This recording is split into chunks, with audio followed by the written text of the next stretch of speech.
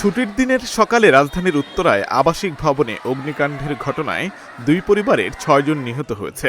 ১৬ জানুয়ারি শুক্রবার সকাল ৭:৫০ দিকে আগুন লাগে বলে জানায় ফায়ার সার্ভিস।